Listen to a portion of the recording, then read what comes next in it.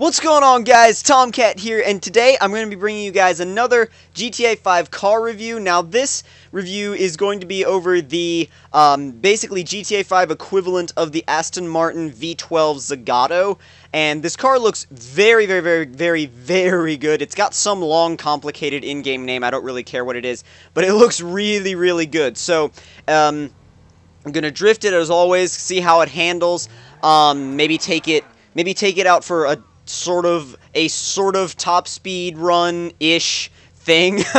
I don't know, to be honest, but we'll see. I remember this thing being decent at drifting in slidey cars mode, but I don't know what it'll be like. Actually, you know what? It's not bad outside of slidey cars mode. That was the first time I'd ever tried drifting it outside of slidey cars, and please don't hit me, thank you. Anyway, it's really good, honestly. It handles corners, or seems to handle drifts pretty well. It seems decently controllable, but remember, we're in the city and we have a lot of open areas that we can kind of correct our drifts with, and it does drift really fast and snap into a straight line again real quick. So let me see. There, kick it sideways. Now bring it back. Yeah, see, not bad. Definitely not bad outside of slidey cars mode. Most of the cars drift decently well in slidey cars mode, but once you get back into the regular physics, dang it. Once you get back into the regular physics, some cars drift really well, some cars drift very poorly. So I'm going to find a spot on my map and head for the edge of the city to where the curvy, or like curvy-ish roads are. So let's see. Thinking just up here. Thinking just up there.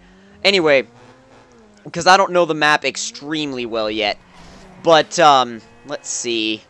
In fact, let's do some maneuverability testing, and actually that's good. Boom. Well, so far I haven't hit anything, so that looks good for maneuverability, and that wasn't a bad drift at all.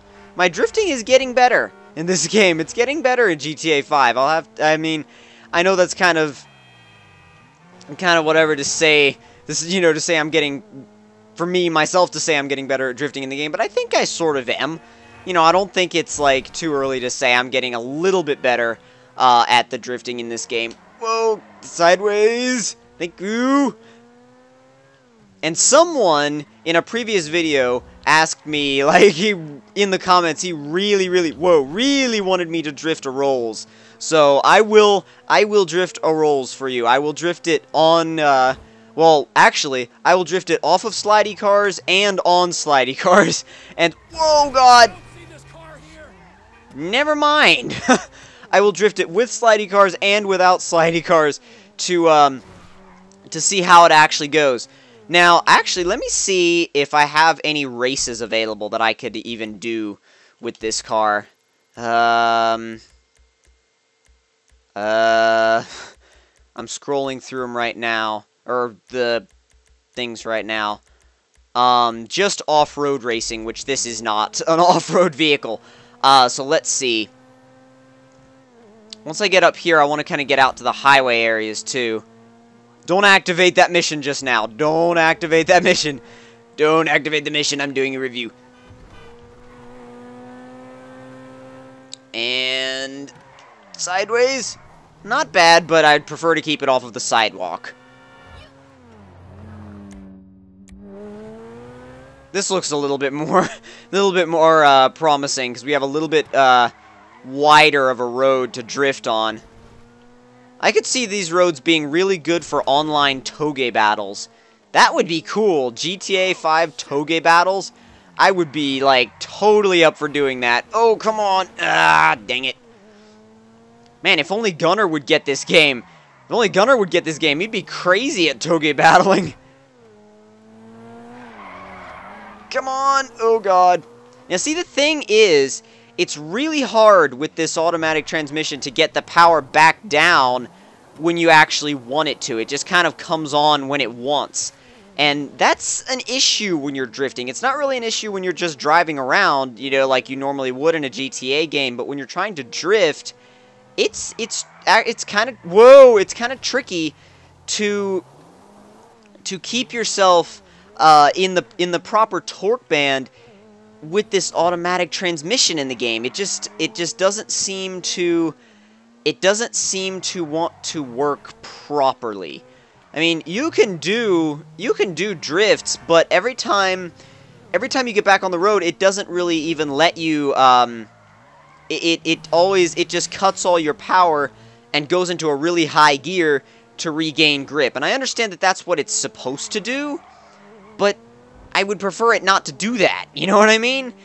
I would like there to be an option of a manual so I could kind of control the car a little bit better while I'm drifting. And I know that it's not really I know that drifting isn't a huge part of the GTA community. I mean, I know it's there, but it's not this giant part of the community, so I realize why Rockstar might not have, you know, put it in there. But still, it seems like something that should have been maybe paid attention to, I guess you could say.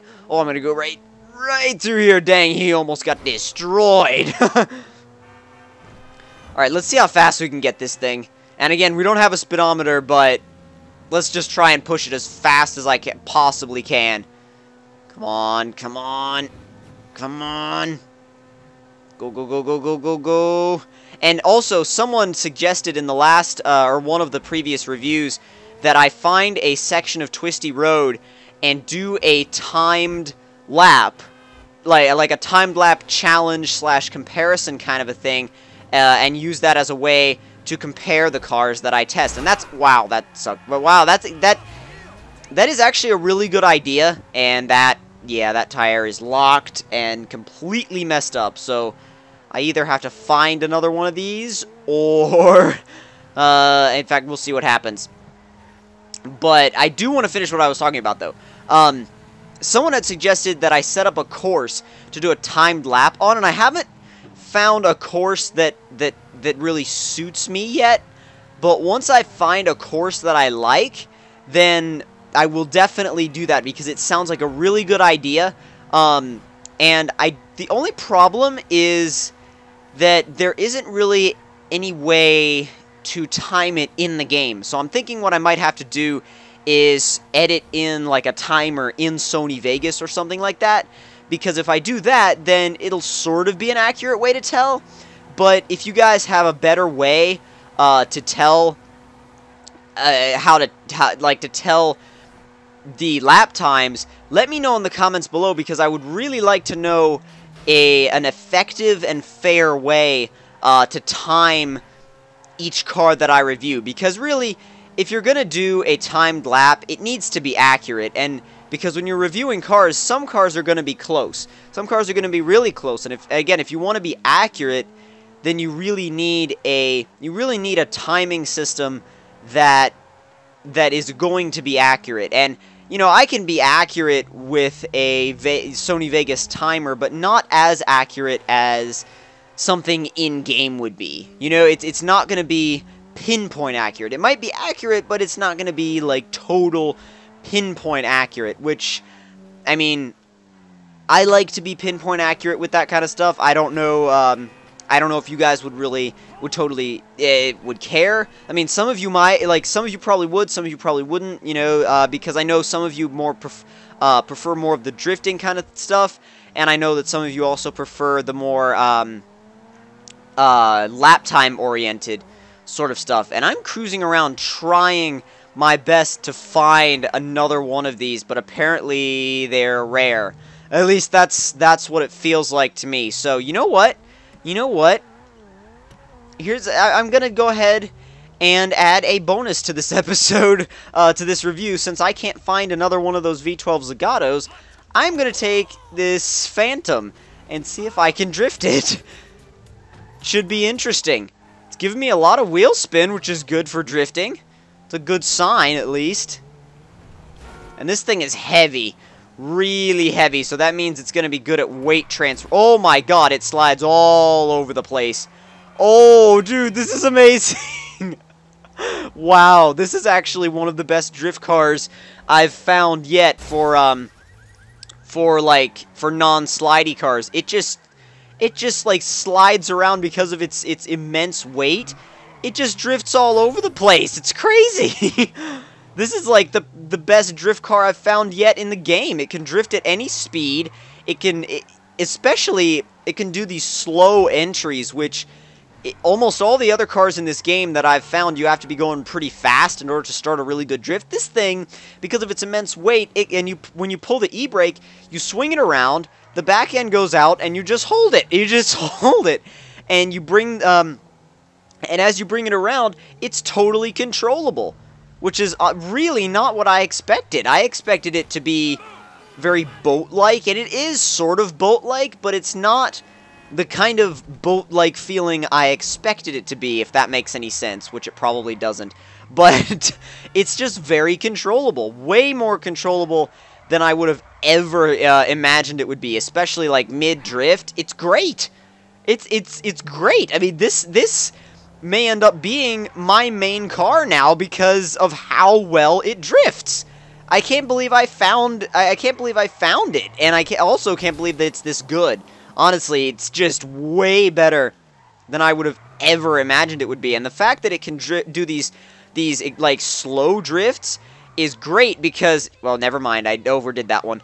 But the fact that it can do these slow drifts is great because you can really keep it under control in these tight streets, which is really hard in a lot of the other cars where you have to be going extremely fast in order to drift well. And that's the problem that I was running into, actually, with the car that I was reviewing earlier, actually.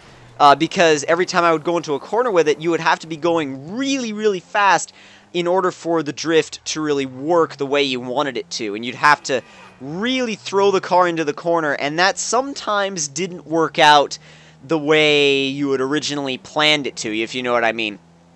Now, since this thing is this good right now, I really, really, really, really want to do some upgrades on it, get a turbo on it, upgrade the engine, maybe some new rims, and just customize it out completely, turn it into my own personal drift machine. Oh, there's a convertible version of the car I was reviewing earlier. Sweet.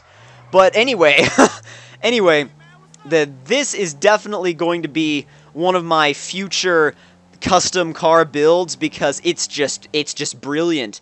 It really is just brilliant in the way it handles and the way it drives, because it's so deceiving, first of all, that you wouldn't think that this big, heavy rolls would ever work in a drifting situation. You would never think that this thing would work, but it does.